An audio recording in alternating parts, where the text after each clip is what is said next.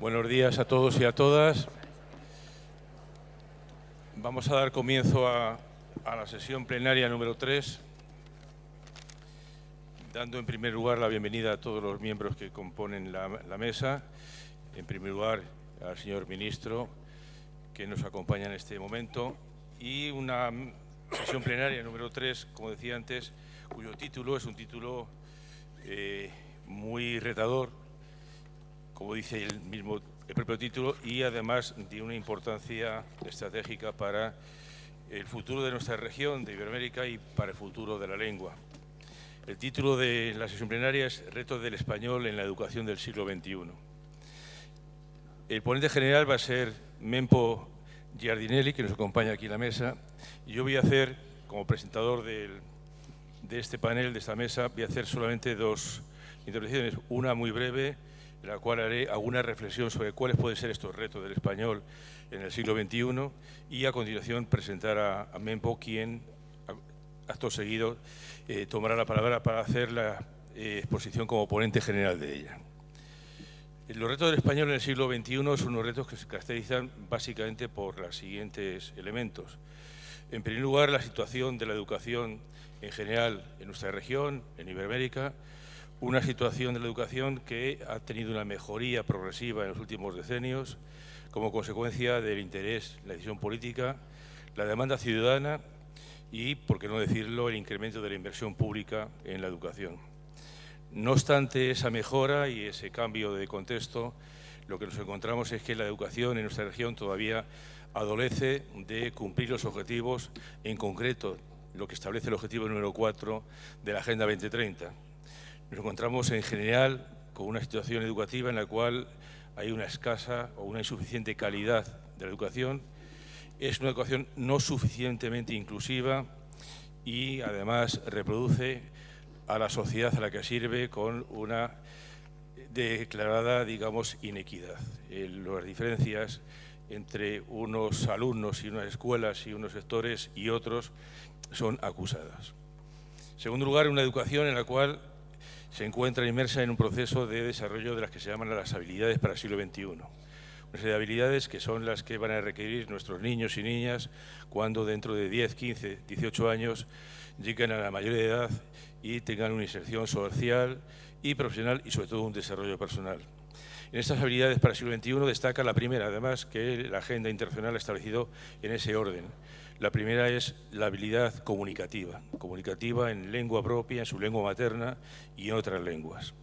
Por eso, por ese factor, tanto digamos de contexto como de una habilidad que es una exigencia y es un requisito, nos encontraríamos con que la enseñanza de la lengua, de la lectura y de la escritura es una prioridad absoluta para los sistemas educativos y para la mejor educación y para la mejora de la democracia, de la convivencia y de la cultura de nuestra región. Y por último, además de esto, el español también se presenta no solamente como lengua materna, como primera lengua, sino que se mueve en otro escenario que es el español como segunda lengua. Como segunda lengua, tanto en aquellos entornos en los cuales llevamos a cabo procesos y proyectos educativos interculturales bilingües, en el cual la segunda lengua, la lengua materna no es el español, sino que sería la segunda lengua, como por otra parte en esa expansión y esa proyección externa del español, que es aquella que es el español como segunda lengua en otras naciones en las cuales la primera lengua es otra diferente, especialmente en nuestra región, aquellas regiones en las cuales el portugués es la primera lengua, que junto con el español, como lenguas que se entienden entre sí, alcanzamos la dimensión de 800 millones de parlantes hispanolusos, que supone un porcentaje y una cifra que es un valor político, cultural y lingüístico notable, porque además son las dos lenguas que registran mayor nivel de crecimiento. Únicamente por mi parte hacer esta reflexión iniciales para enmarcar un poco lo que serían algunos referentes de esta sesión plenaria y a continuación, como anticipé hace un rato, voy a presentar a Mempo Giardinelli, que Mempo nació y vivió en el Chaco, lo cual es toda una categoría geográfica y local, y recordamos que su novela Luna de Caliente, que fue traducida a 26 idiomas, y su ensayo Género Negro son clásicos de la literatura latinoamericana. Recibió el premio Rómulo Gallegos por su novela Santo Oficio de la Memoria y otros más galardones en Italia, en México, España y Chile. Es autor de novelas y cuentos, ensayos y literatura para niños y enseñó en las escuelas de ciencias de la comunicación de la Universidad Iberoamericana en México, en la de La Plata, y literatura argentina y latinoamericana en la Universidad de Virginia, y es doctor honoris causa por la Universidad de Poitiers en Francia y por la Universidad del Norte de Paraguay. Estos son algunos de los méritos de la larga trayectoria de Mempo, que además fundó y preside en el Chaco una fundación dedicada al fomento de la lectura y la literatura y dirige el Instituto de Estudios Superiores en Pedagogía de la Lectura Literaria en dicha institución. Con este breve resumen, esta breve reseña, paso la palabra y paso la intervención a Mempo, que a continuación nos hablará a todos nosotros. Muchas gracias.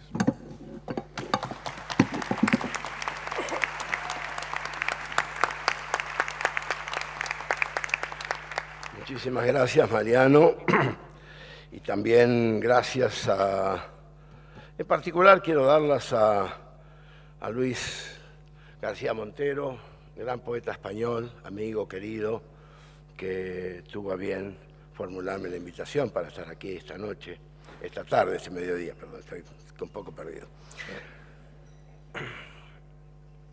Cuando yo era chico, mi mamá y mi papá, cuando no querían que mi hermana y yo entendiésemos lo que hablaban un duro dialecto italiano que es el abruzzés. Y con eso mi hermana y yo quedábamos afuera. Nunca pude aprender, sí el italiano, pero nunca el abruzzés. Y en las dos casas que flanqueaban nuestra humilde casa en Resistencia, que era un pueblo pequeño entonces, vivían familias paraguayas. De hecho, todo el barrio era mayoritariamente paraguayo, la mayoría exiliados de la dictadura de Stroessner. De un lado vivía un médico de apellido Jiménez y del otro una gomería de una familia Irala que tenían 8 hijos. Todos hablaban guaraní. Con lo cual, yo ahora que pensaba cuando venía, yo estoy condenado al castellano, evidentemente, porque no pude aprender ninguna de esas lenguas, aunque puedo comprender uno que otro vocablo. Quiero también aclarar que yo no soy lingüista, soy apenas un inventor de ficciones, uno que escribe en un diario argentino y soy docente universitario hace casi 40 años. Estoy cierto de que históricamente los escritores de nuestra América tenemos la responsabilidad de ayudar a que nuestros pueblos mejoren su expresión hablada y escrita, y ese es un curioso magisterio que recorre nuestra inmensa geografía desde México hasta la Patagonia y la Tierra del Fuego, para que una generación tras otra entren en mundos poéticos y ficcionales en los que la bestialidad imperante en el mundo y la que vemos en nuestras calles a diario resulte al menos cuestionada, explicada y atenuada. Porque la escritura es una versión, acaso la más bella, de la lengua que hablamos. Y por eso toda lengua bien hablada, bien escrita y bien leída contribuye a la estética del mundo, aunque las grandes mayorías no lo adviertan. Y es claro que las democracias también se construyen desde el bien decir. Que la nuestra, la lengua de Cervantes, es un lugar común universal. Pero nosotros los americanos podemos decir que no solamente es la de Cervantes, porque también es la lengua de Sor Juana, de Sarmiento, de Borges, de Cortázar. Es la lengua de Neruda, de García Márquez, de Juan Rulfo, de Angélica Gorodischer, de Mario Benedetti, Elena Poniatowska, Noé Gitrick y tantas poetas, narradores y ensayistas que escriben en castellano. Miles de autores y autoras que encontramos en toda la historia de nuestro continente, para quienes las reglas de la lengua jamás prohibieron que se las quebrante a condición de conocerlas. Así han creado una magnífica literatura que hoy nos expresa y representa a por lo menos 400 o 500 millones de habitantes de esta América, más los 50 millones o casi 50 millones de españoles.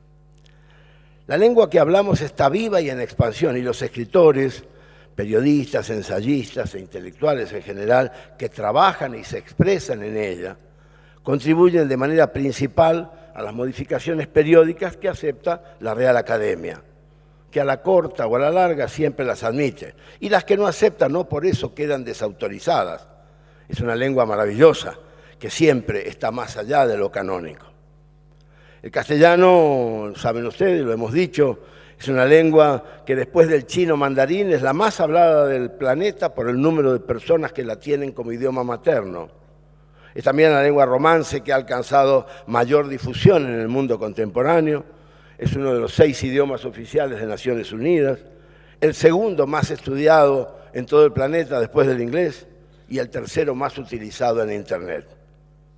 Por supuesto, doy por descontado que han reparado ustedes en que no digo español, digo castellano.